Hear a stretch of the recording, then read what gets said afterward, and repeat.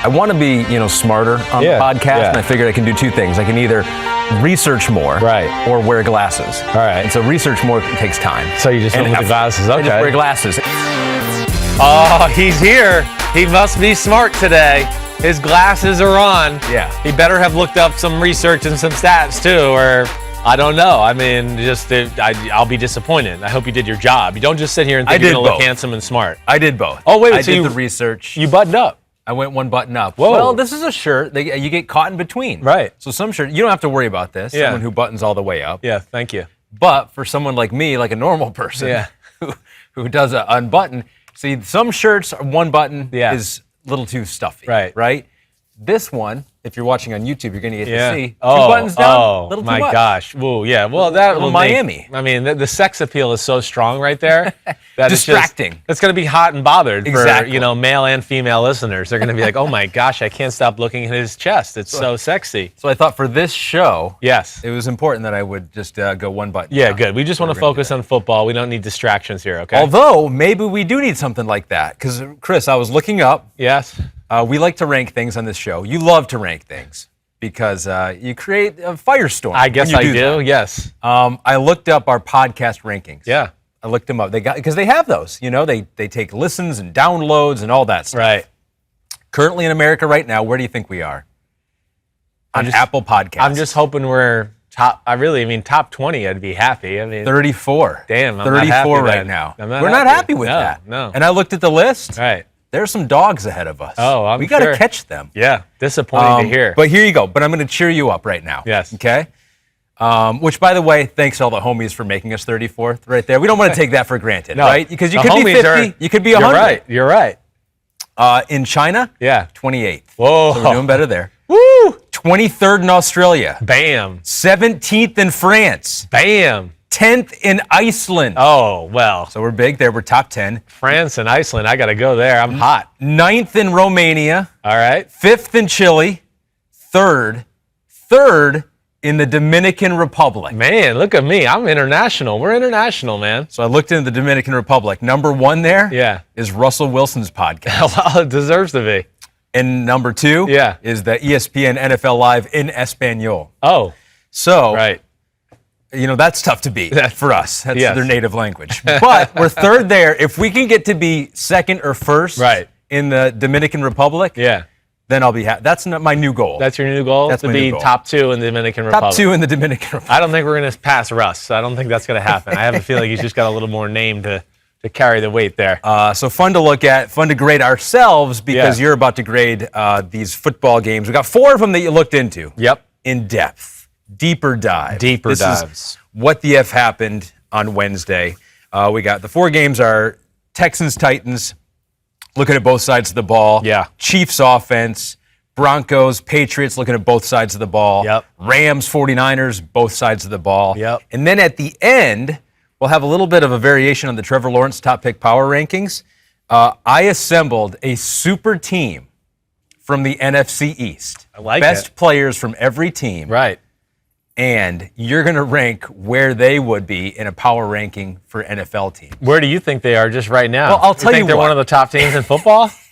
If you take a whole conference and just put all their best players together. Division. If you're not the best team in football, you have a real problem. Yeah, we do. I mean, that's the worst division in football. There's no doubt about it. But I'd like to think that you put together a team there that would be the top team in football. I would hope still. so, but maybe not. We'll see. We'll see what your GM skills are, too. First, let's start with the team that could be the best team in football right now. You could make that argument.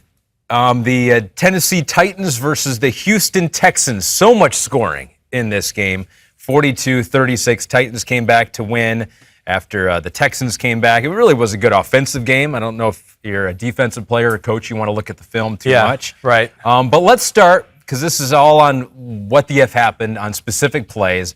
Let's start with the 94-yard touchdown from Derrick Henry, where he just proved once again that he is such a unique talent and can do things that no one else can do power-wise and speed-wise. Yeah, no, he is. He's a unique talent. He really is. I mean, there's nobody that big, that fast that we've ever seen in football. That play specifically, okay, it's a simple, straightforward play. A play that they really didn't run in the run game all game long. and then decide to go to it, I think, in this area just because, hey, they were backed up. They just wanted to get a push. Let's get out of the back, the end zone. Let's not have any pulling guards or moving parts so somebody shoots a gap and then all of a sudden we lose 5 yards and we're at the 1 yard line, right? So it's a safe play. Just everybody fire off and go up the field. And slow down that animation just for 1 second if we can. Go back to the start because this is perfect if we could show this, because one of the cool things about it, have you see there, Ahmed, this is 13 personnel, I believe. Maybe I was wrong. Maybe it was 12 personnel. But I thought there was 3 tight ends in the game. That's where I'm wrong. But either way, 3 tight ends, I thought, to the left. I got to check this now that I'm sitting here. I'm going, wait, did I mess this up? Maybe it was only 12 personnel. I have to look. I'm sorry, everybody. We're going back. Okay, you're doubting the next gen. Well, I gotta see that. Okay. Yes, I'm not sure if Our first controversy of the podcast. Yeah, right. I'm sorry. Here we go. I got to go back and look at the number now. It's going to drive me crazy. Well, let me tell you what I saw here too with this play, which I thought was interesting, is that you got the right guard Ben Jones.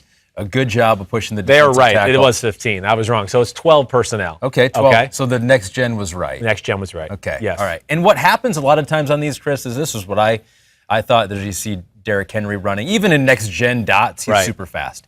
The linebacker's always getting caught up in the mess, it seems like. And then it's all over when you got a safety trying to... Well, yeah, that's definitely it. Like, go back to the start one more time, Kristen, and just pause it and leave it there. Because you got the bunch left, 2 tight ends to the left. What they're trying to do is a play that, like in New England, they'd call it 35 gap. They basically want 3 double teams. They're hoping to double team 91, 96, and 92. 57, the linebacker lines up in the weak side gap, so therefore they can't get that 3rd double team. But like I told you already, it's fire off the ball. The Titans are thinking a run is going to come off that 2 tight end side, so the Texans have people overloaded to that bunch set. And within that, the Titans just got bodies on bodies. That's what you could see here if you're watching this on YouTube. But they got 2 double teams on the front side, and then they got the center on 92, and then the right guard, 64, Nate Davis, on 57, Scarlett, the linebacker, to where at least it gave Derrick Henry the opportunity to go, wait, we got some push off the line of scrimmage, let me get a little steam going, and then let me just kind of read. This play is on the running back. Let me just read the blocking, and wherever a hole presents itself, I'll run to that. There's no, specific hole that's designed for this, but he sees that. He's got unreal vision. And, yeah, he wants to run left, but he realizes there's a little more push to the right. He makes the cutback there because his right guard is, overpowering a smaller linebacker who's in that gap. And then, again, the rest, like you already said, is magic. It's unbelievable that he can kind of stop, turn left, and then reaccelerate and run by everybody else on the football team. So you're looking at this Titans scheme as a whole, and early on you noted that they were doing zone cutbacks early on. All it was. That's basically what they were doing. Other than that run right there, so there was 94 on that. I mean, the other, what would that be, 118 yards are all off basically the same run play. And it's a play we're going to talk about with another team here later on. But the zone cutback, you've seen the play a million times, right? It's line up, all right? It's the 5-0 lineman across the board. It's a tight end on each side off the ball, okay? So the tight ends are right on the edge of the tackles. And, okay, so now what they'll do is, let's act like we're going to run to the right, right? That left tight end runs to the flat like he's going to run a pass route to either get somebody in zone to go out there to widen the hole, or if it's man, it takes a guy out on the weak side. So they run him out of the way. And now as they're running to the right, that tight end on the right who's off the ball, he comes behind the line of scrimmage, right? And kicks out that weak side defensive end or whoever is there. So what really is, the Titans are trying to sell like, hey, we're running outside zone to the right, because you have to worry about that, because they'll cut you off and then he'll run on the outside and they'll get 15, 20 yards. So teams overplay that because they go, man, we can't let them do that to us. And their curveball off of that is this. Oh, you want to overplay our strong side runs? Go ahead, go overplay them. And then that's when they hit you with, bam, the cutback run right there. And that was what they just fed off of all day long. I mean, anybody, go back and watch. You'll see every big run he has, anytime he rips off a run, it is the zone cutback type run that I just explained there. So this is what I'm starting to think with the Tennessee Titans. Because I think a lot of people have evaluated this offense as Ryan Tannehill, game manager, ground and pound, Right. kind of a boring offense. Skilled players don't necessarily stand out, but they do just enough to win ball games. Yeah. From seeing them against a team like the Texans here and throughout this year, I mean, they haven't lost a game. Is there a chance that we are underselling the amount of talent and what they're doing schematically with this Titans? 100%. It's one of the things I wrote in the notes where I just go, one, we're underselling Tannehill. He's not a game manager. He's a game winner. I mean, that's what he is. I mean, he's a difference maker. And the talent thing, I think, is real. Now, it stinks they lost Taylor Lewan for the year. I mean, because their O-line is talented across the board. But then you talk about the running back, best running back in football.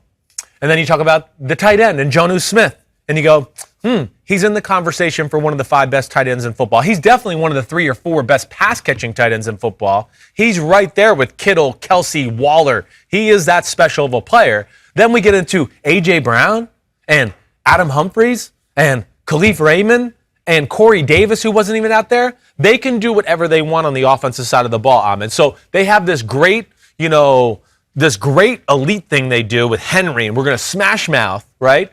And then they get all the things off of it to, protect it, or if you overplay it, the play action pass, the zone cutback runs you got. But then the other thing is, the drop back pass offense also has everything.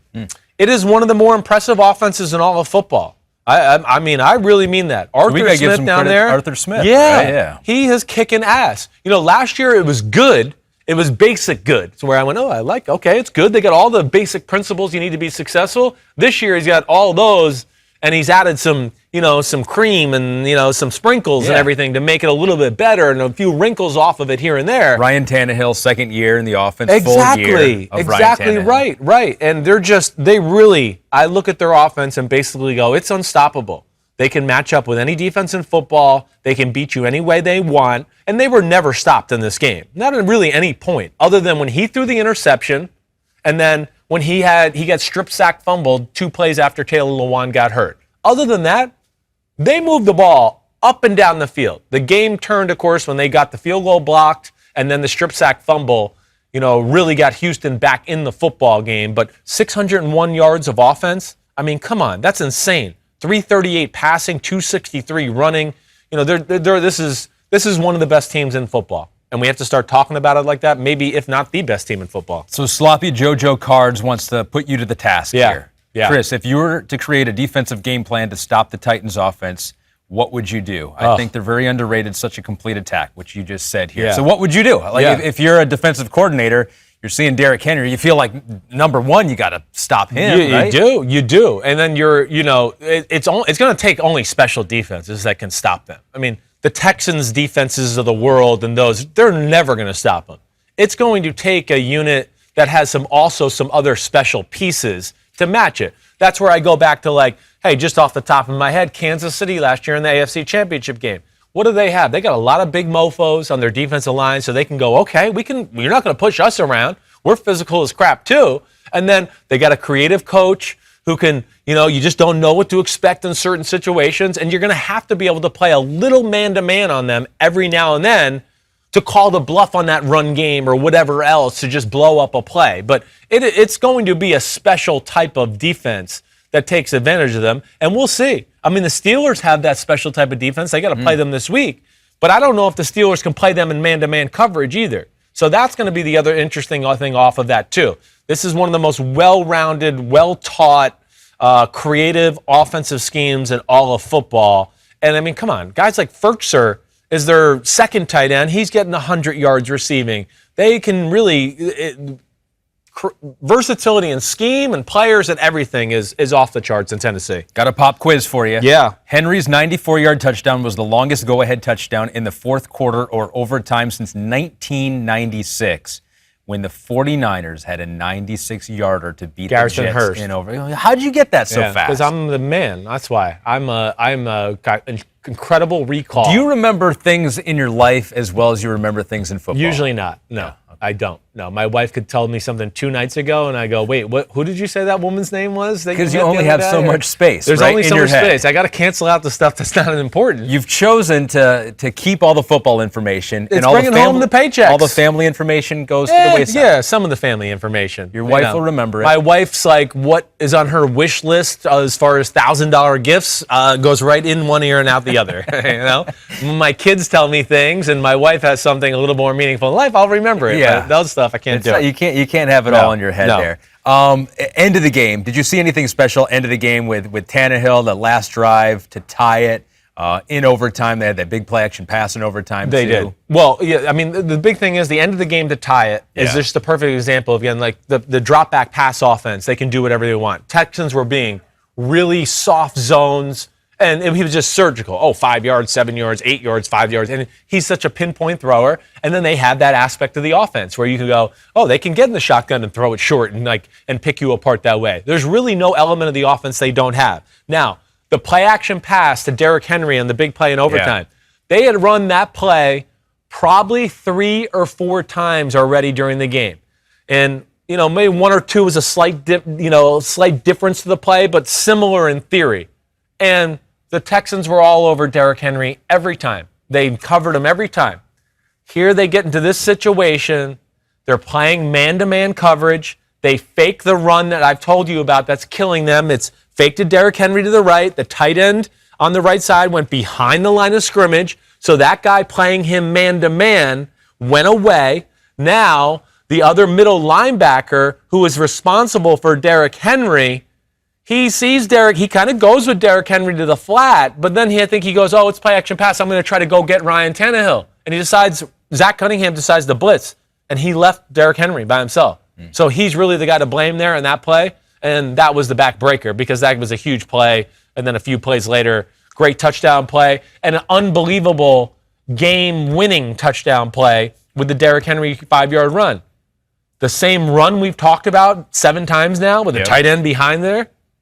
They did the same thing, except this time the Tannehill was out split wide, and he was the Wildcat quarterback. And now you're thinking, they're just going to smash it up in there, or maybe the zone cutback's going to come, right? And they're very aware of it. So they have a bunch of people in the middle, and they actually have a guy for the inside zone cutback. But they taught their guy who comes behind the line of scrimmage, if he's inside, just pin him in there with the rest of them. And Henry will push up to the line of scrimmage and bounce it out, and he does that, and it's touchdown, and you can't stop him once he gets that steam ahead of him. Offense looks so good, so good when Derrick Henry is running wild like that. Can we pour one out for Deshaun Watson? Yes. He's the only reason they were in the game. 138.9 passer rating, the highest in a loss in NFL history. Minimum. Is that right? 37 pass attempts. Holy shit. Minimum 37 pass attempts. So I want to throw that in there. But he was, you said without him, they lose by 20. No doubt about it. There's no doubt. Every drive is Deshaun Watson, making magic, or just making something happen on third down, or, buying time and extending play when nobody's there and he scrambles for 7. Buying time and nobody's there and he throws a completion for 20 yards. Or even the completions he threw in rhythm where you just go, the pocket was good. He made so many unbelievable throws into tight windows and things like that. He was on his game. It's the best he's looked all year. He really did. And of course, the Titans had them on the ropes, as we talked about. Again, I really like what I see from this Titans team. Their defense is very close. Again, I know people are going to look at it and go, they let up all those points and 412 yards. Listen, there's only a handful of quarterbacks that could have pulled off what happened there the other day. Okay. There really is. It's Deshaun Watson and, Rodgers and Mahomes and Josh Allen that can maybe, it's those type of guys. And he did. He played phenomenal that way. And the Titans defense, I'll just say this. If they were just a little bit better at rushing the passer, which they're getting better at, it's another thing I'll just say. There's really no weakness on the defensive side of the ball either. And they're being a lot smarter than they were earlier in the year. They're not playing as much man-to-man. They're not being overly aggressive. There's really a lot of cool zone coverages and different looks that way. And I just think they're getting close up front. Clowney's gotten better every week. He wasn't as great last week, so I shouldn't say every week. I thought last week was actually the worst he has looked so far.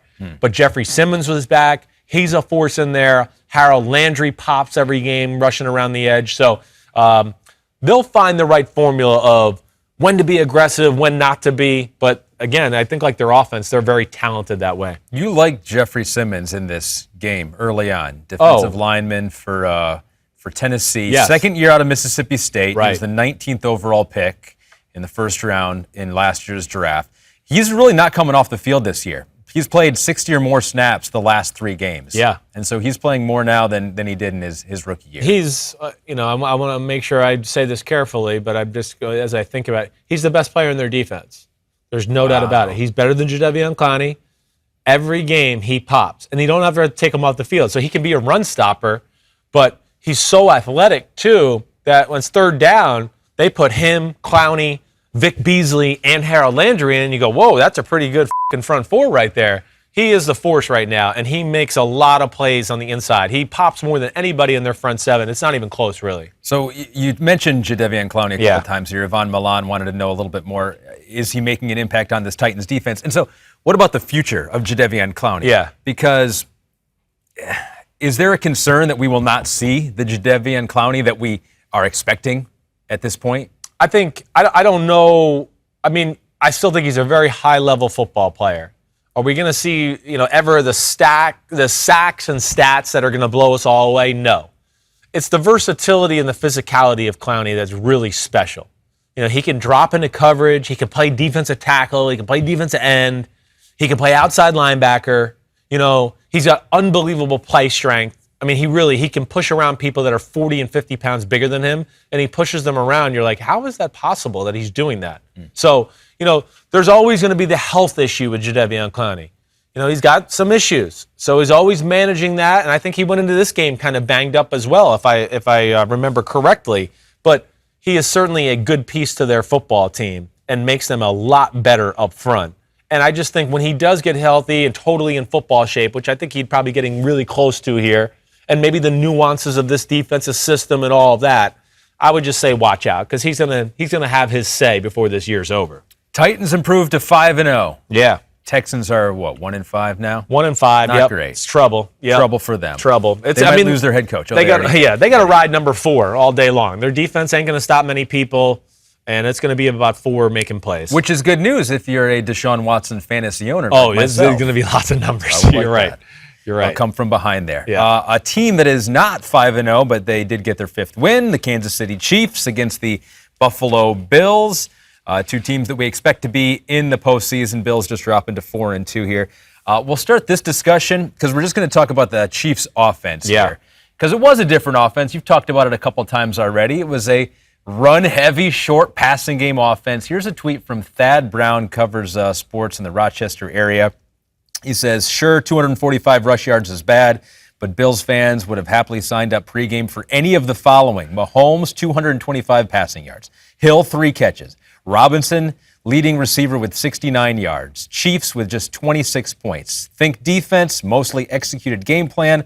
Offense did not. So what do you think of Thad Brown, who makes a legit point there? It did seem like the Chiefs were in control, ran the ball really well, but if you're the Bills, you don't necessarily hate that they didn't torch you through the air. No, I understand that. I mean, I understand what he's saying there, but would they, I don't know, would they have signed up for 466 yards of total offense? Would they have signed up for, Kansas City controlling the ball for almost 38 minutes of the football game? I mean, that's where I don't know. Now, we've still a 1-score game late. 1-score game late, right? I know, and for whatever, as much as we love Kansas City and everything like that, we've literally put them on a pedestal now to where when a team keeps it 1 score, we're like, it's 1 score. It's almost as much of a win for that other team. It's amazing. That's kind of the bar they've set for themselves, which I don't think it's realistic. And again, the Buffalo Bills are a good football team. They're not in the class of the Titans and the Chiefs. We know that. That's for sure. There's a lot of work to do. The Buffalo Bills, it's all about their offense. Their defense sucks. The offense has to carry it all. So, no, the defense, I guess, they didn't execute anything to just push back against our guy, Thad Brown. And not all their fault. They're not talented. They don't do enough stuff creativity-wise on the defensive side of the ball. It's a bad combination. It's a very bad combination. Exactly right. When you don't have not one good defensive lineman that stands out in any area, run game, pass game, linebackers are a little underwhelming right now. Tremaine Edmonds is not having a good, year. They can't cover man-to-man. So, do you think that the game plan was don't get torched deep? Yeah. We don't think Andy Reid will consistently try to run the ball on us. And he did. And Buffalo kept playing. Buffalo had to. They had no choice. They had to pick their poison. See, this is the first time all year, before I get into specifics of what they ran, but this is the first time all year Buffalo played the Raiders where they were worried about their run game too, but Henry Ruggs wasn't in, and they're not as creative in the pass game, so they took some more chances to stop the run and didn't get totally burned by the pass game, even though they did. This is the first team, or I should say the second team in a row, because the Titans had this too, to where they had to put all their eggs in the one basket thing. See, with the Titans the week before, the numbers aren't going to look good because their defense shut them up for some short fields, but they played all out to stop the run. And Ryan Tannehill play action passes and people were wide open. If they didn't have the short field, he'd have thrown for 350-something yards against them last week too. So this week it was the opposite. It was, whoa, they're gonna torch us in the pass game. We're gonna play really, really far back. And Andy Reid, who's had a few issues this year with teams playing the soft zones, whether it's the Chargers or the Raiders playing man and zone, but soft and coverage all the time, to where I think he went, well, they're gonna do it to me again too. McDermott's gonna do it. I better have short passing game and run game itself ready, and especially on a rainy night where, you might not be able to throw it 45 times and do those type of things. Yeah, Patrick Mahomes, first game where Kansas City had more rush yards than passing yards. They had 46 rushing attempts in the game, most ever under Andy Reid, who's now in his 8th season. It's amazing. Most ever rushing yards in a game under Andy Reid. 245. So it was. I'm not going to say an anomaly, but it was the unique game in that fact. Yes. The question is, how many teams will the Chiefs in the future feel the need to play this way? Right. Well, I think there's going to be some teams like Seattle might play that way a little bit. Seattle did that to them a few years ago up in Seattle on a Sunday or Monday night. Yeah. I think any of the defenses that are not overly talented are going to play that way because they're going to go, well, we can't take a chance and be aggressive or we're going to get burned. But, hey, the 49ers are later on the schedule. They're going to have to do it against them. The Pittsburgh Steelers, they're probably going to go, they can't play man-to-man. They're probably going to go, we'll play deep zones and we're going to hope our front four can disrupt the pass game. They'll have to run the ball on them too. So this is going to have to be a part of their football team. Same thing. They're going to play the Tennessee Titans in the playoffs or something like that. They're going to get played that way as well. So they better have this short passing game and run game at their disposal. And what was amazing about this one, too, just to get specific about what the Chiefs did to the Buffalo Bills, they basically did the same thing the Rams did to them. It was the same plays. It was the same runs. It was the same play we just talked about with the Tennessee Titans, which is amazing. It was zone to the right? Somebody behind the line of scrimmage, cut it back. And it was mainly that for the good part of the night, or fake the speed sweep like you see the Rams do. Yeah. Zone and look for the cutback if they overplay the zone. And what happens more times than not is, again, the Buffalo Bills, like the Rams game, too many plays end up on the plate of the nickel back or one of the safeties to be like, oh, I have to be the guy that makes the stop in the hole or take on a pulling guard or do something like that. That's not good. That's not good when Teron Johnson and Jordan Poyer are towards the top of your tackling list every week like that. So they have real issues. They have no talent. They have to overplay to stop certain things if you're elite at it. And this was a team where they had to overplay the pass, and Andy Reid did the right thing, and he exposed them. And there's nobody in the front seven worth a damn in Buffalo, let alone they get into some defense alignments, Ahmed, where I go, I don't even know how you stop this run in this alignment. So I don't know whose fault this is, but it's what you're asking this guy to do or what you're asking your defense to do against this lineman versus this run game. Not going to happen. It's just not going to happen. There's too many plays like that where I look there, I watch the play, it's a 10-yard run, I go back, I go, oh, what happened? I go, wait. But I don't understand how they even expect to stop this in this alignment. There's too much of that, and I think that's what worries me about them. Well, here's a concerning play for me, too. The Kelsey 12-yard touchdown to make it 13-10. The one in the back left corner there? Yeah. If you go back and look at that play, yes. If you're selling out and you're like, they're going to run against us, that's fine. If they want to do that, they can do that. Yeah. We're going to stop the passing game. We're going to stop the deeper passing game. Yeah. If you look at that play, it was like Kelsey was open for a touchdown in the corner. Tyreek possibly open for a touchdown over the middle. The back was open on the left side, Edwards-Helaire was open, and Byron Pringle was for sure open for a first down over the middle of the field. And so there were 4 players that were open. Major issues. Sean McDermott's got to get back involved in the defense. You know, I think he's letting Leslie Frazier just run the show too much. You know, McDermott, hey, man, you're the head coach in Buffalo because you're awesome on defense. Don't just, think you got your defense there and then just give it up. You know, like Kyle Shanahan didn't get his offense where it was last year and then go, somebody else call the plays. We're good now. Sure. That's where I would tell Sean McDermott, come on, man, this is what you do. This is your genius here. And that play you're talking about with the touchdown, that was a messed up play too.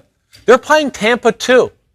You know, Tre'Davious White doesn't want to have to give Kelsey that corner route, but the weak side linebacker over there, AJ Klein, he's supposed to be down there by the back.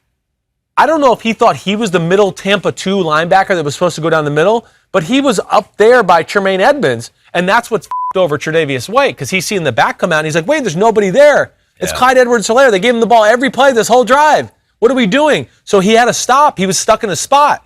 And you could see on the sideline, on the film, too, the coaches get mad at him at first. He kind of looks back at the sidelines because I don't think the coaches realize, man, our weak side linebacker was 10 yards out of position. So Tre'Davious White, again, that goes back to the coaching, and I don't know how they stop that play and that alignment. Real issues for Buffalo. So to our man Thad Brown's point, I don't know if that's execution. It's not execution. It's poor players, and you're not giving your defense or players any schematical advantage to even help out that they're poor. And to me, that's why they died a slow death, and that wasn't good. And if you're Andy Reid, you're watching other coaches. Oh, baby. You're stealing from Sean McVay. You're stealing from other coaches, and you're listening to what else is out there and what else is being said. Yes, right? Yes, you are. Yeah, you think? Andy Reid's my man. I know. No, but I do think he's going to continue to steal, and that's what he did. You're right. He stole from McVay and then continue to build that short passing game. You know, I always argue all those things we see in the red zone with the speed sweeps and the flips and all that, they should be first down calls when they're on their own 30-yard line. That's just what do they do? Should be part of defending them. But I was awesome to see Kansas City do that. And last thing with Kansas City, because we don't talk about this enough and it bothers me, because it's Mahomes and the air show, they're one of the most physical teams in football. They have badasses on both sides of the ball, and especially defense. You know, that's why they were able to shut down Buffalo and Josh Allen. It's not that their secondary is great. It's just their defensive front is overwhelming at times.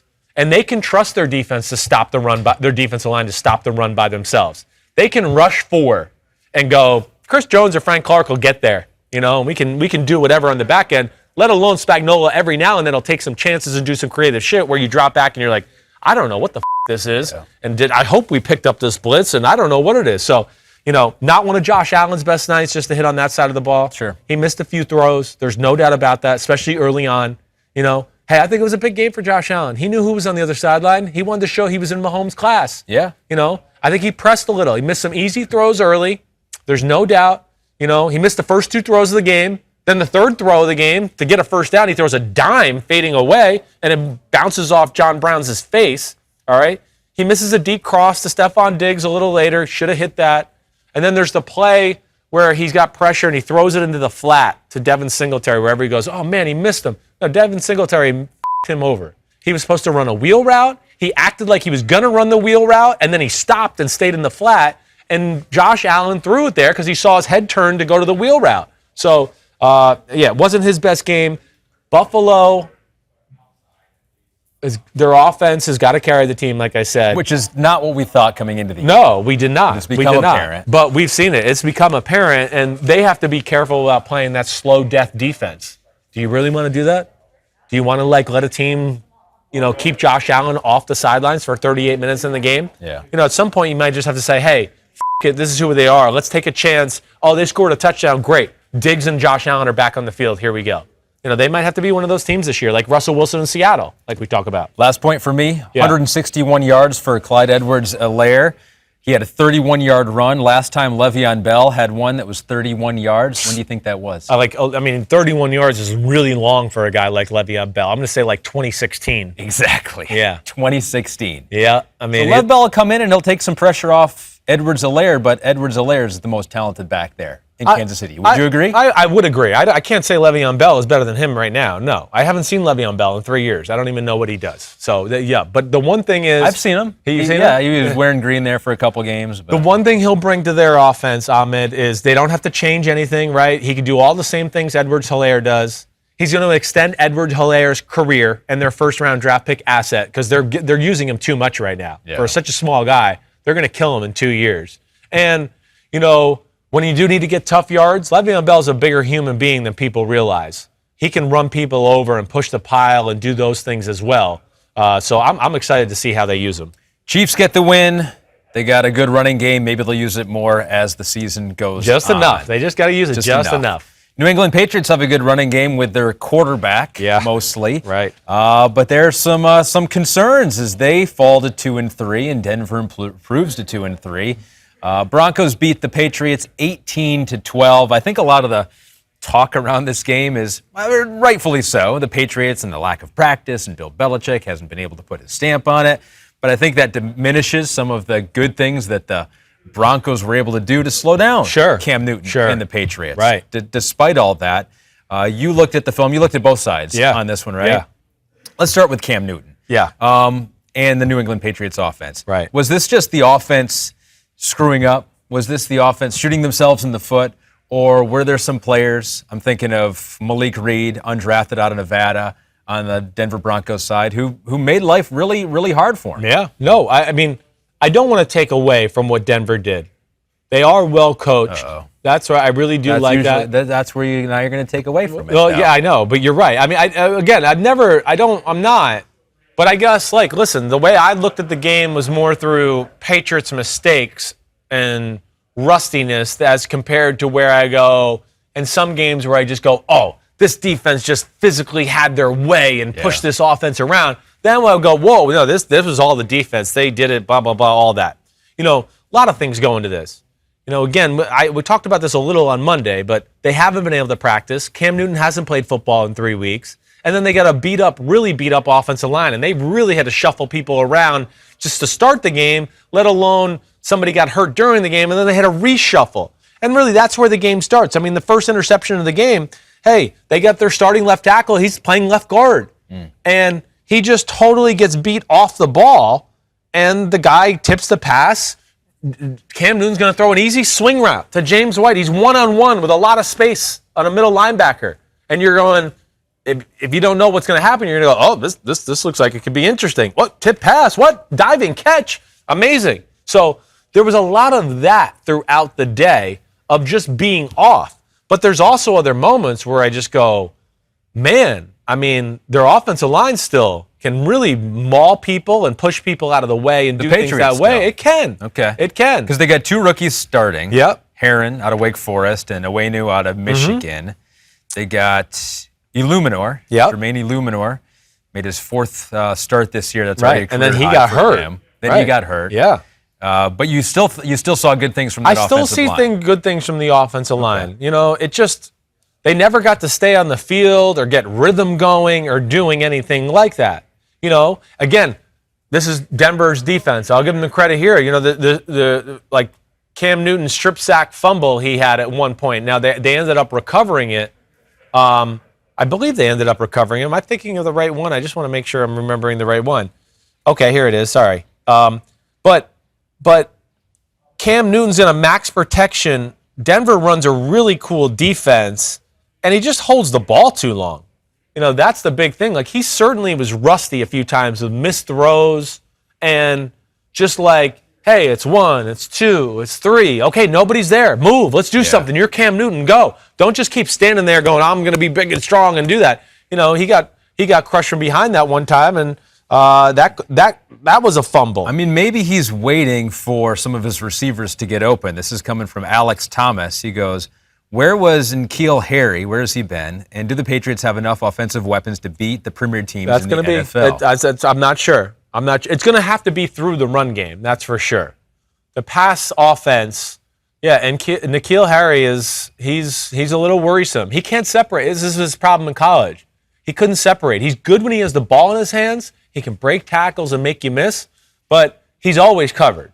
So he's like one of those guys that Cam is comfortable like that. But yeah, they got to find more ways to work him the ball. The guys that can get open are Edelman and Damiere Byrd. That's the big thing all the way. But I do think overall it was rustiness that way, mistakes that way. The 2 interceptions. We just talked about the first one. The second one, he's got Julian Edelman on a crossing route. The Denver Broncos, hey, the guy made a good play. Justin Simmons, who was kind of blitzing up at the line of scrimmage, he read his eyes, he jumps up, he gets his hands on the ball, interception. There they are driving. We talked about, this a little on Monday. Izzo, all that's 20-yard gain. He fumbles right on the fringe of. So wait, here, let's go through it. Here's the start of the second half. First third down. 76 Wen, now who started the game at left guard, now is back at left tackle. He's got wide open receiver for a first down, and Wen just gets run over by Bradley Chubb. So he gets he's throwing it. So they're off the field there. Next drive, they get the third down conversion to Izzo. Fumble, Next drive, 15-yard, N'Keal Harry wide open on a 15-yard deep cross. So it was N'Keal Harry. Simmons jumps up, tips the ball, interception. 18-3, fourth quarter. It's 3rd and 3. I wrote, that was like the first drive all games where I felt like the Broncos legitimately stopped the Patriots. It wasn't the Patriots making a mistake or doing something stupid that way. So I guess that's what I'm trying to say here. You're not giving a ton of credit to the Broncos for stopping the Patriots. And is that partly because they roasted you on Twitter? No. If you go to their Twitter feed, the Denver Broncos Twitter feed, they roasted you in a video, a former player nonetheless. Like that. I mean, that you don't see that very often. I don't know if you left on bad terms or if you have your social media manager or something like that. Nope, we didn't leave on bad terms or anything like that. They took a clip of you yes, saying that their defense wasn't good enough, and then showed them sacking Cam Newton and stuff like that. Sure. I'll tell you what, you are the most even-keeled analyst out there. And you admit your mistakes, but for whatever reason, you get under people's skin. I guess I do. Well, because I make strong statements, and people don't always like that, right? But what Denver and they save them. Oh, and then when you're proved wrong, then they release them to the public. I know that's where Denver's going to hear from me this week. They better play good against Kansas City, because when that game's over on social media, they're going to hear from me. Oh, yeah, your defense is so great. I mean, you're so great against the Jets. You let up 28 points against the fucking Jets? You let up the Steelers, the Bucks. I mean, what do they want me to say? That they're the best defense in football? Like, come on. That shit's going to stop. I'm getting it at everybody this week. Now you are starting to get a little fired up. Oh, yeah. Eagles, they're going to get it as we go forward. 49ers, they're on the list. They're all on the list. These are teams that you kind of like, too. I know. Because you're not allowed to ever say anything bad about anybody anymore. You're just not allowed. So Devontae Adams, he crushed Keenan Allen, in the offseason. We got a laundry list here of people who have crushed you. And you know what we're going to do? I agree with you. We're going to take names. We're going to write them down. Start giving it back. And we're going to start giving it back. We're going to see how the Broncos feel once I start picking up the flaws of their football team as we go here forward. See how much they like that. All right? So, can we talk about real quick the last 4 plays of the game? Because it did seem like Vic Fangio was bringing the pressure to Cam quite a bit there. And that was significant because it did look like after this whole game where it looked like, the Broncos can do this. They were like, wow, the Patriots probably are going to pull the rabbit out of the hat and figure out a way to win this game late. Didn't happen. Yeah. No, it didn't happen. And, first off, their touchdown drive that gave them 9, right? It was all about Cam Newton running the ball there. So they were getting burned by it a little bit already. And then as we get into that last drive, they were playing some coverage, but the last 4 plays of the game were all blitzes to stop Cam Newton from running the football. And to the point of our listener before, this is where teams are willing to do this, and you can take a chance against New England, especially in these situations, because you don't think their receivers can separate or run away from you or really burn you that way.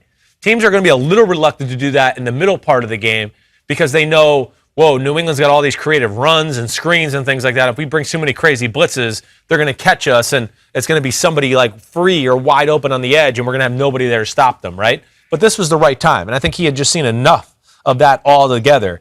You know, it was, yes, all-out blitzes, creative blitzes, the two safeties blitzing on the last play of the game, and Cam probably had a hair more time to just stand there and wait a split second longer to see N'Keal Harry come out of his break. But I get it. He's got 7 people running at him, and he wanted to make sure he didn't get sacked or hit as he was throwing in the last play of the game, and they were just off target there, and that was all there was to it. They needed to score enough points. They did that off the leg of Brandon McManus, undrafted out of Temple. There are 3 undrafted guys who played big in this one. Brandon McManus, Malik Reed, Phillip Lindsay returned from turf toe. He had 100 yards. But Drew Lock, I almost was thinking, I saw the passer rating, 34. Yeah, and I was like, uh-oh. I was like, this might be a self-scout thyself. Yeah. You were very vocal on how much you like Drew Lock coming out. But you said you liked him, and that was even before looking deep into the film. Yeah. Pro Football Focus, I was reading stuff on their website. They said it was a really good game. It was. For him, which is, you wouldn't think a 34 passer rating gets you and Pro Football Focus pumped up about Drew Lock, but it did. Well, because it's again, the context of the football game, like the 2 interceptions at the end, they're bad, especially the first one. I don't understand.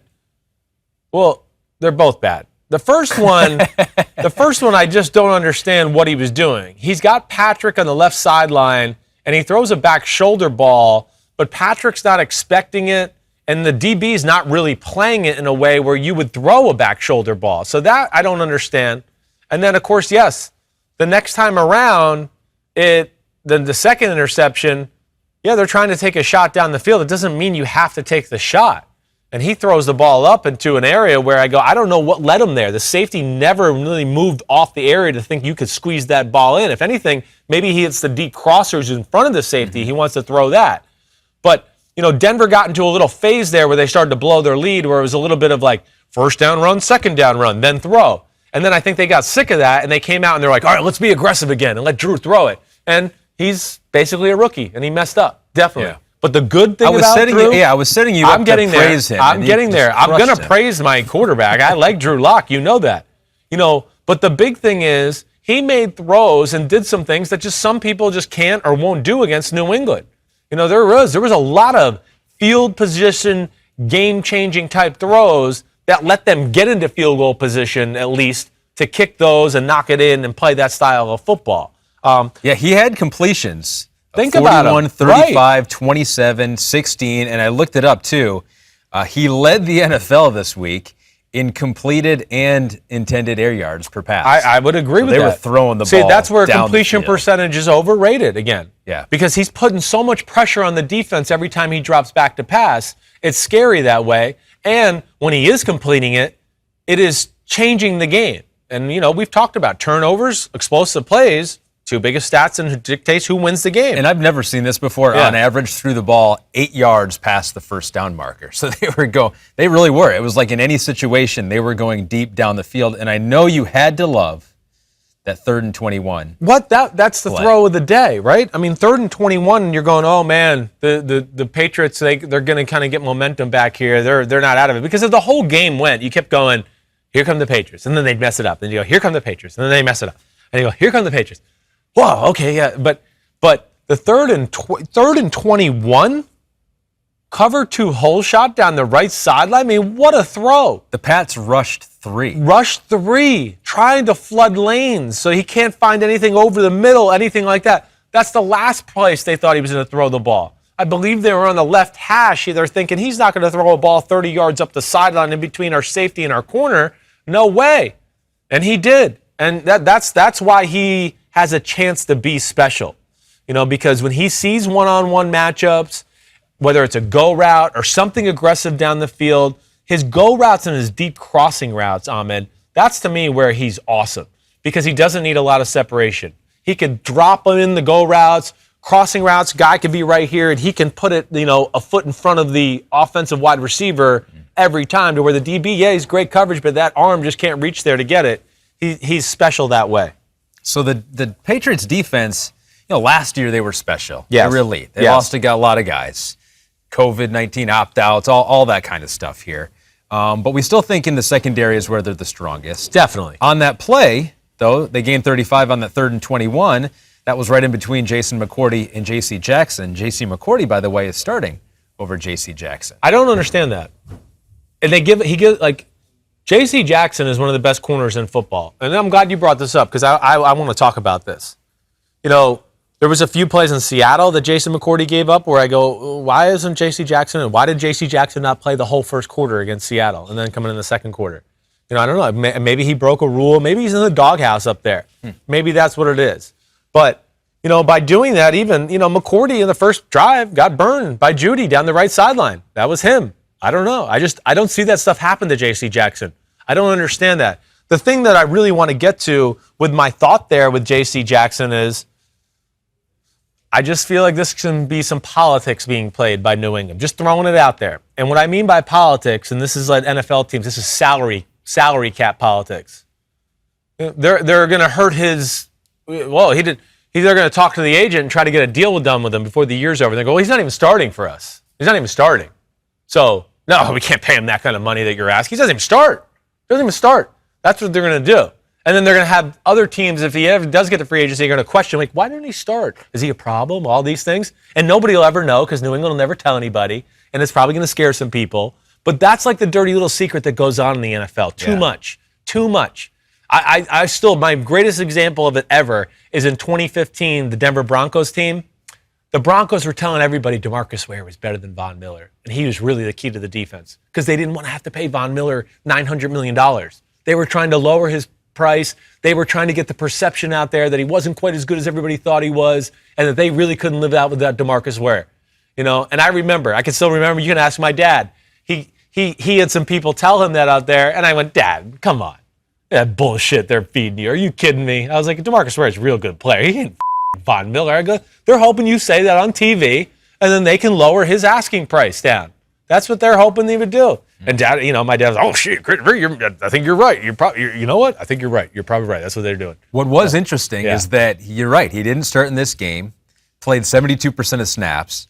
Last week versus Kansas City, played every snap. Yeah. So it was like, we need him versus the Chiefs. We don't want him to miss any time. Exactly. Maybe we can get by without him starting. I don't know what they're doing. I don't know. And then on that cover 2 hole shot we talk about? I feel like we're getting into like conspiracy theory territory. Well, it's okay. A lot of times they're right, though, so we're just going to throw it out there anyways. But the earth is flat. But Jason McCourty, even on that play, as the safety, he needs to be wider. That was his fault on that cover 2 hole play we talked about. Last thing to wrap it up. Yep. Just this. The biggest issue I have with New England is, man, they're in trouble up front. They got nothing up front. They don't have enough big people. They got Chase Vinovich and Dietrich Wise playing defensive tackle on certain plays because they don't have enough big people. They got away with it because the Broncos got a lead and then they could sell out to stop the run because they weren't going to let the Broncos, chew up the clock and do all that.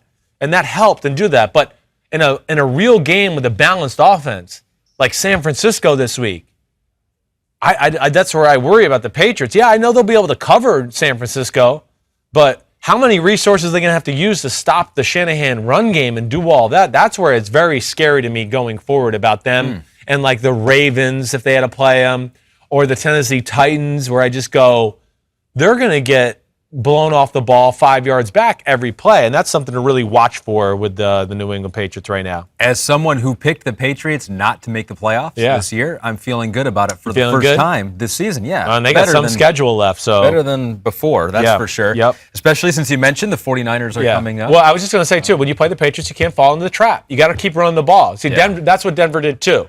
They got all these people at the line of scrimmage, and then. Okay, who cares? There's nobody big. Just run the ball and blow them off this line of scrimmage. Don't let the numbers scare you all the time. That's what they wanted you to do. They wanted the numbers of the run game to scare, and then, Drew Lock goes, check. We're going to pass it now, right? And they'll drop out, or they're double teaming and doing some crazy coverage, so they've scared you away from doing what you should do, and you can't fall in that trap. Kyle Shanahan's probably not going to be scared away from No, he's running not. the football. Although I do think Raheem Mostert's probably he's not going to play right. I They have to know. put him on IR. That hurts. That hurts. High them. ankle sprain. So let's get into that game. 49ers did win. That was the good news against the Rams, 24-16. A game they really needed to win. Yep. I'm not going to say any game is a must-win this early in the season, but 3-3 sounds a whole lot better than 2-4, especially when you look at the schedule that the 49ers have upcoming here. What the F happened on 4th and 2, 49ers to George Kittle. Oh, That's what yeah. we're going to start with here. Yep. You got the dots. Chris, there it is. Touchdown George Kittle. Gone. Looks so easy. So easy. I mean, just that's all it is. Just throw that ball to that dot and let him run. But you see here, it's an all-out blitz by the Los Angeles Rams. It's 5 one-on-ones versus 5 eligible receivers. And, Shanahan, this is where, again, Ahmed, I don't love these type of blitzes and these type of things in this situation, especially for a quarterback and a drop-back pass offense that has not hit on, all cylinders here as of late. Again, why give them the get-out-of-free jail card and just go, oh, hey, whoever's open one-on-one, just throw it in there, and that's it. Oh, wait, the guy tripped and fell as he was trying to touchdown. That's where it's very risky with those type of blitzes. But that's what it is. They had 3 one-on-ones on the left side. They got the perfect route called there for George Kittle on 31. And, 31's on an island there. So he's got to respect the outbreak, the in-break, no matter what it is. There was at no time where George Kittle did not have the inside leverage there. No, exactly right. He had the inside leverage, and then he even pushed him out just a little bit before he broke it in to give him more space. And that's where it's scary for a defense, because now he's caught the ball with space, and now you got a smaller guy trying to tackle him as he's getting his speed going, and the guy tries to tackle him and falls off, and that's a touchdown. So like you mentioned, Rams rushed 6, so all the 5 routes were man up, and they had Darius Williams on George Kittle. Why not Jalen Ramsey? To me, they did some cool things with Jalen Ramsey in the game, but this is to me like the next piece for the Rams, because I did see this in the game where they'll go, hey, Jalen, you play man over here, and then the other 6 guys, we're going to play some crazy zone to stop that. Yeah. That's where I want to see more of that from the Rams. You can't pay this guy $20 million and just have him dropping into zones and doing stuff like that all game long. He was man up on Kendrick Bourne. Bourne on that play, right. Who was also open. Again, I don't care who you are. It's tough to stop. If the quarterback has just a little time and you're all out blitzing, it's tough to stop these offenses this day and age in the NFL. But, yeah, that's a play right there where I'd go, man, Kyle Shanahan's going to call something for George Kittle here. Put him on George Kittle. And there were scenarios during the game where he did guard George Kittle, and I like that. I just want to see more of that from him and the Rams. The Rams are very basic on defense. They're well coached. They really are. But, yeah, they kind of just go, we're vanilla. We're not going to mess up. We want you just to pat the ball one time when you drop back to pass, because we think by the time you do that second pat, Aaron Donald's going to sack you, and that's the way they want to play. When you're vanilla, you feel like you have the talent to make up for it. Right? Yes, you got Aaron Donald, you got Jalen Ramsey. So looking at the film against the 49ers, do they have that talent? Are they elite, top 4, top 3 in the NFL? No, they're not. Like, what are they right now? The number 4 defense in football or something right around there? I'll look it up because I got it right here just to check it out. But yeah, they're the number 4 defense in football. No, they're not the number 4 defense in football. Statistically, yes, they are. They feasted on the poor a little bit. I mean, again, let's just read it off real quick as I'm sitting here. They played the Eagles, the Giants, and Washington, who have 3 of the most horrible offenses in football. They caught the Cowboys on week 1 where, it's week 1. It's not perfect that way. And then you saw what Buffalo did to them. Buffalo moved the ball down on the field all over them. So that's what I mean. I don't know. I think they'll continue to be real successful against the middle class and the lower class. I don't know if this is like a dominant defense. Okay. And they got Shanahan, for lack of a better way to say it. They really did. Jimmy G did some good things. I'm not trying to take away from any of that or all. Yeah, we got to have the Jimmy G talk after every game. We got to have a referendum on Jimmy G. And if he's you're the guy, right. and if You he's do. not the guy, was he healthy? Was he healthier than he was last week? Definitely healthier, no doubt. I mean, really, very few balls that he threw where I went, ooh, that was off target. I mean, he looked good. He was crisp. And where I want to go with it is, again, just to go like, well, the great thing that happens in these games is Shanahan, just the way he can cultivate the feelings of the quarterback. The first drive, for instance, and I know you've seen my notes. He went 4 for 4 in the first drive for 69 yards. His total air yards were minus 20 yards. Minus 20. He didn't throw a ball past the line of scrimmage. He's 4 for 4 for 69 yards. And we go to commercial break, and everybody goes, Jimmy G's on fire. What? He threw a screen, and a screen. But doesn't matter. He's still feeling good about it when he walks off the sideline, right? And now the offense feels good. So as a play caller, you've gotten him in rhythm. And the biggest thing is Shanahan has slowed down the Rams front and Aaron Donald, and they made him a non-factor. And that's what he did all night. It was always a little bit like, hey, over here. Oh, we're going here. Hey, over here. Oh, we're going there. And Aaron Donald, he just wants you to go like, let me go off field and go crazy, and I'll get to your quarterback. And he never got into that type of game. Yeah. And it helps when you have Raheem Mostert running like he is. Come on. Debo back. Debo Samuel, Right. the yards after the catch for him. Of course, you're going to get that with a receiver if your pass game is right around the line of scrimmage. Well, yeah, the speed sweeps, all those type of things, but that's the value. That's what they do. That's fine. That's fine. And Jimmy G, again, he doesn't need to be Mahomes or Rodgers or do those type of things. He just needs to execute the offense, and there's going to be a handful of throws every game where, it won't be easy, but Jimmy G, we need you to read it out and make the appropriate read and accurate throw. And he did that in the game, too, for the most part. So let me show you the comparison between the two quarterbacks then. You will not be surprised to know that Jimmy G had the fewest air yards downfield, 4.4 yards per pass, fewest this week in the NFL. Yep. Interestingly enough, Jared Goff had a little more. Second most intended air yards per pass, 12.3 yards downfield. Yeah. So you'd think, okay, they're doing something that they haven't normally done. Or how does Chris Simms see it? Or they didn't get all their usual dink-and-dunks because the 49ers and Robert Saleh and Shanahan knew how to stop that stuff. They did.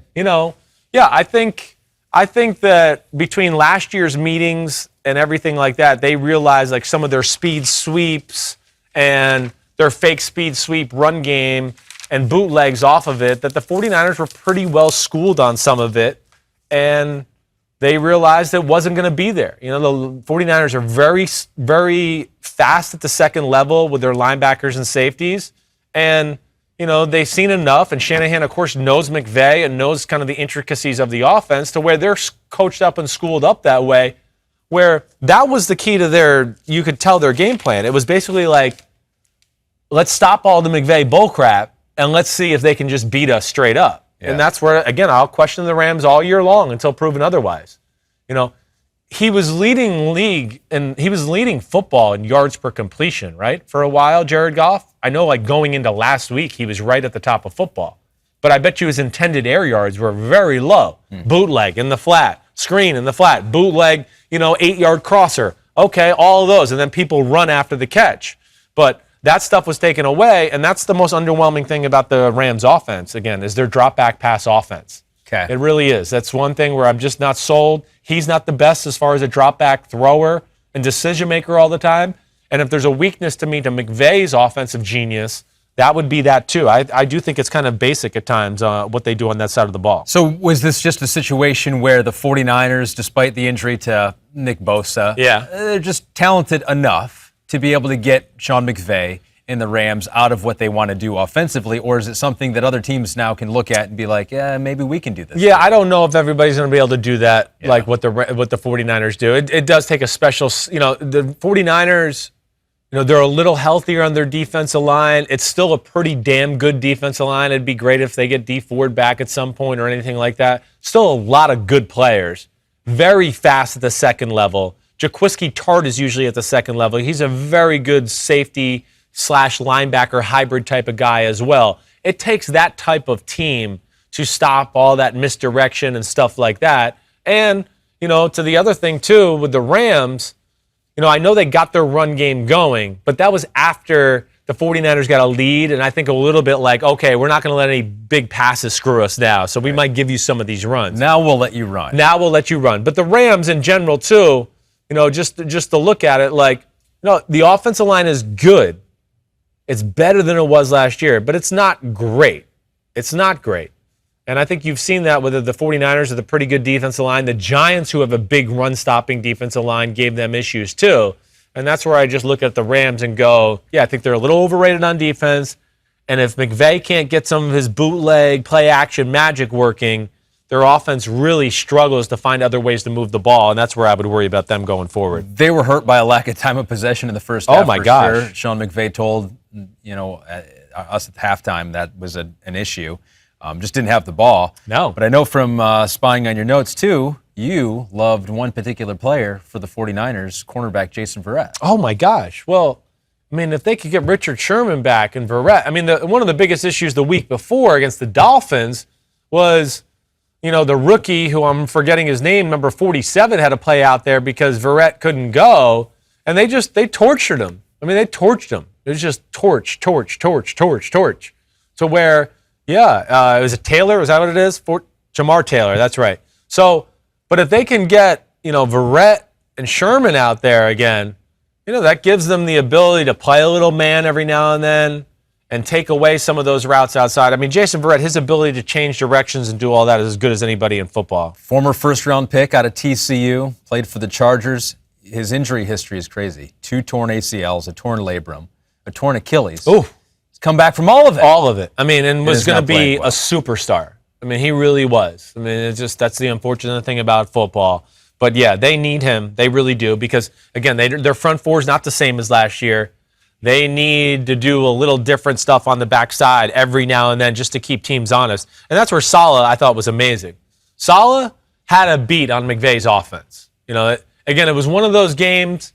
It's hard for me to explain. I'd love to show everybody on a chalkboard or film and everything like that. But when they got into, it's 3rd and 8 and the Rams got to drop back and pass, he always had everybody dropping right in the right areas to where, Goff's looking. He's got 3 receivers to his right, but, man, there's 5 guys over there kind of all in the windows he wants to throw it.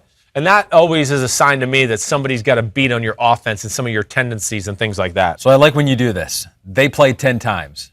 How many times do the 49ers win? How many times do the Rams win? Yeah, I think it's close. I do. If the 49ers are healthy, I think I would go 6-4 49ers. What do you mean healthy? Like Nick Bosa back? No, healthy, not Nick Bosa. That's done for the year. Yeah. So we're taking him out of the equation. Anybody for the years out of the equation. Guys that we think can be back this year. Can they get Quan Alexander back in there and D Ford especially? Offense is pretty close to getting healthy, right? Now that Mozart's out. But other than that, yes. I would still give them the advantage. I would. I don't know what to think of the 49ers a little right now. I think the 49ers will start to see a better football team from here on out. It was a weird 2-week stretch. Eagles game wasn't that bad. It was just one player that was horrible, and Nick Mullins. Now, the next game was an overreaction, maybe panic, whatever. Let's start Jimmy Garoppolo because Nick Mullins was so bad. And I think the team got caught sleeping against a team they thought they were better than, and they came in with a good game plan and everything like that and just took advantage of it. So that threw you off kilter a little bit. But I think the thing I have to keep reminding myself is going, wait, the team didn't play that bad against Philadelphia. Stop. It was one guy. So this team is still, I think, closer to what we thought they were as compared to what we saw in the Dolphins game. Unless they come out on Twitter and crush you again in the future, in which case you will crush them. Well, I'm going to crush them. They know that. And, I don't know. I won't crush Kyle Shanahan, but I'm going to crush their social department for sure for coming at me, okay? Pete has fact-checked you. He's looked into the numbers, and he said entering last week, Goff had an NFL best 9 yards per attempt, but 6.4 average depth of target was the second lowest, only to Drew Brees. See, that's where those numbers lie. Well, numbers lie, right? People hear 9 yards per completion. My numbers rarely lie. No, but they don't. Numbers in general do lie. Yes, they do. Yes, they do. I'll give you that. No doubt. All right, we put that one to bed. I think so. I think we did it. All right, that's the 4 games he did the deep dive on. Chris scribbled his notes. I was able to read a lot of them, which was good. It was just rare. Sometimes I can't. I always get done with these and I'm still looking at my notes because I feel like I'm like, oh man, I missed something. Save it for the next pod. I know I wanted to say something, but whatever. Save it for the next pod. I think we got a lot of them in there. All right, we'll finish it out with this. No new Trevor Lawrence top pick power rankings, but I will say, we had Jets, Lions, football team, Giants, and Jaguars in there last time. Yeah. Those same 5 teams are in there again. There's no team that has dropped out, no team that has entered. Order may have switched around a little bit. I have to look into that a little bit more. For sure, Jets are still number 1. I mean, it's just not even. Not it's even almost close. not even worth it. Jets might be the worst team we've seen in the last 10 years. They're making this a laughing stock. I actually feel like they're getting worse. That's where it's scary. Or better in terms of the Trevor Lawrence top pick power ranking. So we're going to do a little different. Pete suggested this. Also, Kyle Thomas 24 said a couple weeks back, if you combine the Jets and Giants roster, would they move up, or would they still be the worst in the Trevor Lawrence top pick power ranking? So this is what we're going to do. Yeah. I went through the rosters of every team in the NFC East, and I'm combining them to make the best starting 11 on offense, best starting 11 on defense. We're going to look at Mike Florio's power rankings, and then you're going to place this hybrid team. Yeah. Pete calls them the lamest version of Voltron ever, into the power rankings and see where they are. Okay. And if they're not number one, if they're not number one, we really have an issue. We really do. Embarrassing. All right, so offense, you want to start there? Yeah, let's do it. Quarterback Carson Wentz. Okay. I almost went with Daniel Jones just to kind of throw some fun in there. But No, but you go with Carson Wentz. Carson Wentz. Yes. Zeke is our running back. Yep. Amari Cooper, Darius Slayton, Terry McLaurin, the three receivers. I That's think pretty you're right. good. Yep, I think you're right. Okay. Dallas Goedert, I'm putting him at tight end. Okay, I like that. My line, and I switched right guard, left guard a little bit. You can be versatile, right? Guards are Zach Martin. Yeah, we just got to get the best 11 on the field. Best 11. Brandon Sheriff from Yep, Washington. sure. Tackles are Morgan Moses for Washington, and Lane Johnson for Philadelphia. Okay, I got no problem there. My center is Jason Kelce. Jason Kelce. Okay, Yeah. so that's the offense. That's a talented offense. It is very talented. Who'd you have a tight end?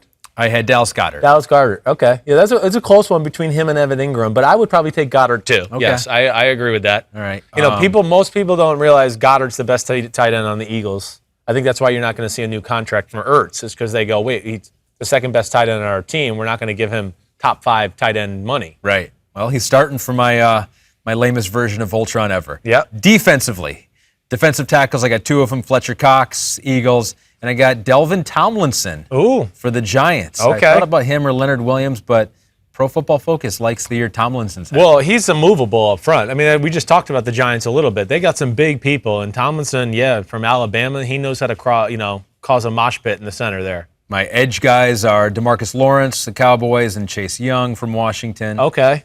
Well, you don't like that? I thought that was hard to argue with. Yeah, no, it's you're right. I mean, I'm just sitting here like DeMarcus Lawrence has been a little underwhelming this year. But I don't know if there's anybody in Philadelphia right now that necessarily knocks it out of the park. You know, Ryan Kerrigan had his game or two. Yeah, no, I think I can get behind that. I mean, DeMarcus Lawrence is still a real good player. I just get sometimes. I want more. We're talking about the NFC East here. It's I know. Not like I had want a ton more. of great When you have a $100 million contract, sometimes I want more. Right. The value's not good there, but he's still good enough He's still to a make good this player, team. no doubt. Linebackers, I got a couple of them. Blake Martinez for the Giants. Ooh. And Kevin Pierre-Louis, Pro Football Focus, high on him this year. Say he's the 13th best linebacker for Washington. Okay, yeah, he is. He can run. Old Seattle guy that was up there for a long. I think Pierre-Louis might have been Seattle and Kansas City before he was in Washington. Okay, so you're taking him over Jalen Smith. Yeah, he has had a rough year. Well, of course he's had a rough year. I mean, who knows? It's hard to look good as a linebacker in the Dallas Cowboys right now. Philadelphia's certainly got no middle linebacker. Totally agree with you with Blake Martinez. He's having an unreal year. Yeah, I think you're right. Like this defense is Holy concerning crap. here. Now you look at it though, I go, damn, you're right. I mean, maybe Pierre is the other linebacker right now. 3 corners, we're playing nickel. Kendall Fuller for Washington, James Bradbury for the Giants, and Darius Slay for the Eagles. I like that. I think that's very fair as well. Good job with Bradbury, calling him. Fuller is very under the radar, very good football player. And the 2 safeties got Landon Collins for Washington. Definite. Rodney McLeod for the My Eagles. guy. Heat-seeking missile. Is his grade too good with PFF and all those I think things? it is, yeah. To me, he's one of the best free safeties in all of football flying around the field. I love watching him. So, okay. You didn't comment on the receivers. Amari Cooper, Darius Slayton. Oh, I know. We kind of went. But I think that's like, I'm still mad I didn't put Terry McLaurin and DK Metcalf in my top 10 receivers list. I just chickened out. I think I've told you that before. But yes, McLaurin is one of the great weapons in all of football. There's certainly no receiver on Philadelphia we're going to put there. No. I mean, Fulgham, as much as I love him right now and all the things he's doing, but no, and Darius Slayton's a game changer too. I like Slayton a lot. I thought, you know how much I love Gallup. You know how much, CeeDee Lamb you could think. But I was like, no. No, I like the 3 you got. I'm down with that. All right. So the offense seems better than the defense. Defense seems to have some Defense doesn't have question the marks. star It does power not. you would think it would. And the stars are aging stars a little bit, right? Yes. All right. So do we have the power rankings here? So Mike has the Seahawks 1, Titans 2, Steelers 3, Chiefs 4, Ravens 5. That's a very strong top 5. It is. I told Mike today, I think I would put the Seahawks 5 and put the 4 AFC teams at 1, 2, 3, 4. That would probably be mine. Okay. Where I'd probably, no matter what right now, probably go Chiefs 1, Titans 2, Steelers 3, Ravens 4, Seahawks 5. Okay. And then I might put the Buccaneers 6, really. So where does our super NFC East team slot? Carson Wentz led. And who's your coach? Didn't think of that one, did you? It's no, not didn't. Mike McCarthy. I mean, I guess Doug you almost Peterson. got to go with Doug Yeah, Peterson. we'll give it what to other Doug. choice do you got, really? Ron Rivera or Doug Peterson's the only way you can go there. All right. Are they not number one? Is there a football team that you would take over this football team? No, they're number one, but it's not like they're number one, but it's not like blow you away number one like you would like. They're like number one, but they'd be 12-4, maybe at best. They might lose some games still. You're right. You're right. Even with the division all-star team, it's definitely not as dominant as a team or a roster as I would have expected it to be. What's their biggest weakness? How would you attack this team? Is their weakness defense? You think you could score on them? Yeah, I think, yes, I do. I mean, I don't think the pass rushers, or at least one pass rusher, the middle linebackers are overwhelmingly good there. Yeah. And your corners, Darius Slay is the really only shutdown guy. Bradbury's been very good. I guess I'd look at it that way. All right. But I'm still going to say they would be the number one team in that power ranking. Number one Definitely. team in football. They would be. So maybe yes. they should consider it. Maybe they should. They're not. I mean, what are they doing this year anyway? Well, just shut down 3 of the teams, take all the players, transfer them to one other team, and win something. Are you a believer in like each division team should have a home playoff game, or would you like if there's a division 5 and team 11, that's 8-8, yeah, and then some wild card team that's 12-4, do you think they should let the 12-4 team host the 8-8 team? I think they should have a rule that if you do not have a winning record, you cannot host a playoff game. Okay, but what if it's like 9-7? 9-7. And now the other team's 12-4. Because who knows? You never know. There could be a 9-7 team that it's just a really tough division, right? I so agree. you get a lot of. That's where I'm with you. You could look at like the NFC West, right? Right. And you could conceivably see like them beating up on each other, Right. And a team winning at 9-7, and be like, all right, that was a legit 9-7. Yeah. But I think if you're 8-8 and below, no home playoff game. No home play. Yeah, that might be the good way to do it. I was going and leaning towards like if the team that was the wild card team has a 2-game lead on you in the standings, then they should get home. If it's just 1 game, then okay, or a tie, then of course the division winner gets it. But if it's 2, then it is. It's complicated. Yeah, Pete's saying it is, but. Or if you win 12 games, automatic home. But I think the basic thing of what you said, just because you have a better record and you're a wild card team, does not mean you should get a home playoff game. Because there could be many years, all right, that, like you're saying, you could be in the NFC West this year, and you played the NFC West, and we got to play these other teams, and we ended up 10-6, and we won our division, and what? We have to go on a wild card game to some team that was 11-5? Yeah. Who played some cupcake schedule? That's not fair. 11-5 Packers who beat up on the right. Or I'll take Lions, 2 years ago. Vikings. The Chargers had a better record than the Patriots, right? The Patriots wiped the floor with them in the divisional playoff game. So that's the perfect example. New England played a much tougher schedule that year, was a much better football team, and okay, yes, the Chargers had the better record, but we saw who really was the better football team. So it doesn't always mean that. I'm with you there. I think that's the rule it should be. You like my rule. I think yours way is the best way and the simplest to say it.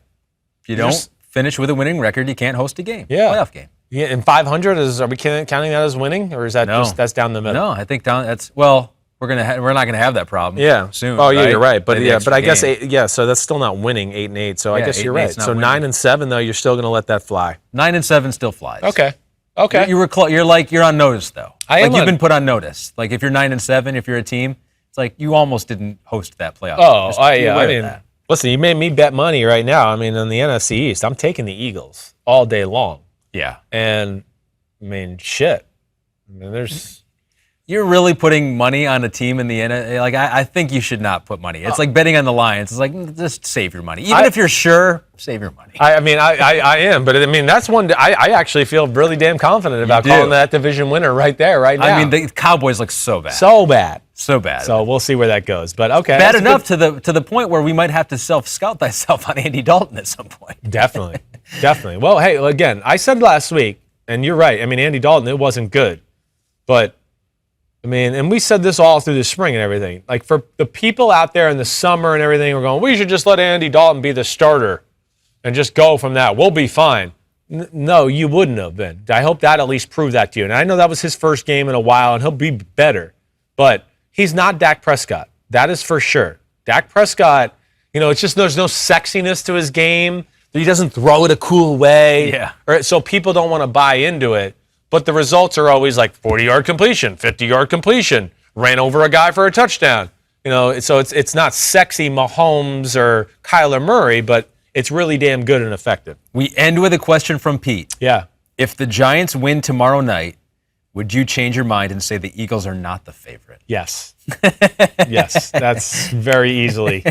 Yes, that would make me think different. If they lose to the damn Giants tomorrow night, then I don't know who's going to win that division, and I give up. And maybe we should just be a year where we go, nobody gets to go there. You just shut it down. You just shut down the division. This is a year where we've shut teams down. We're shutting you down. Yes, you're horrible. We're giving everybody else in the other divisions an extra team this year. It's not COVID related. We're just shutting you down for lack of performance. I'm sorry. It's over. See ya. This is over. It is Our over. podcast is over. See well ya. done. I learned a lot right there. And I'm going to use some of that information and put it onto my TikTok videos, which I, by the way, am becoming a huge star. Well, you're a big star blowing anyways, up. but I know, you're a TikTok star. You're like TikTok Charlie star. D'Amelio over here. Well, Exactly. you're amazing. Without as good a dance moves. Yeah, definitely Close. not. Very Sorry. close. Sorry. We don't want to see that. All right. Good one. Good show. Tomorrow, I got the PFT PM, Chris Simms Unbuttoned Mega Picks podcast, right? We'll pick the games that way. And then you'll be back in next week. It's this usual formula for everybody out there. Monday, we're going to go through every game. I'll deep dive 2 of them. Wednesday, what the happened? And Thursday, pick the games. But always fun. You the man. Love you. Peace. Let's clap it up. Clap it up, jerk.